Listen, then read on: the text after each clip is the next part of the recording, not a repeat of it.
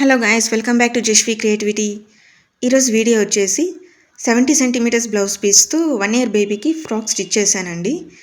So బేబీకి కంఫర్ట్గా ఉండడానికి నేను లైనింగ్ క్లాత్ కూడా యూస్ చేశాను. అది కూడా కాటన్ లైనింగే అండి. సో ఈ బ్లౌజ్ పీస్ మనకి ఆల్రెడీ ఇంట్లోనే ఉంటాయి కదండి, వాటితోనే నేను ఫ్రాక్ స్టిచ్ చేశాను. సో ఫ్రాక్ ఎలా ఉందో కామెంట్ చేసి చెప్పండి.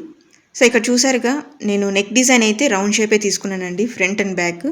సో 1 ఇయర్ బేబీకి మనకు పెద్దగా నెక్ డిజైన్ పెట్టాల్సిన అవసరం లేదు.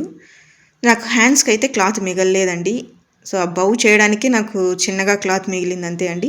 సో అందుకు నేను ఫ్రంట్ సైడ్ ఒక చిన్న బౌ చేశాను. బ్యాక్ సైడ్ వచ్చి ఇలా హుక్స్ పెట్టేశానండి. 1 బటన్ పెట్టేశాను సింపుల్గా, సో బేబీకి కంఫర్ట్గా ఉండడానికి. అండ్ వెనకాల టై చేసుకోవడానికి థ్రెడ్స్ ఇచ్చేసానండి. సో డైలీ యూస్ చేసుకునే ఫ్రాకేనండి. సో పెద్దగా డిజైన్ అయితే ఏం లేదండి. సో ఇక్కడ చూసారు కదా, ఫినిషింగ్ చూడండి ఎంత నీట్గా ఉందో. సో ఈ ఫ్రాక్ ఎలా ఉందో నాకు కామెంట్ చేసి చెప్పండి. ఈ వీడియో మీకు నచ్చినట్టయితే లైక్ చేయండి. అండ్ కొత్తగా నా ఛానల్ ఎవరైనా చూస్తుంటే ప్లీజ్ సబ్స్క్రైబ్ చేసేయండి. సో మన ఇంట్లో ఉన్న బ్లౌజ్ పీస్తోనే ఎలా ఫ్రాక్ డిజైన్ చేసుకోవాలో చూసారు కదండి.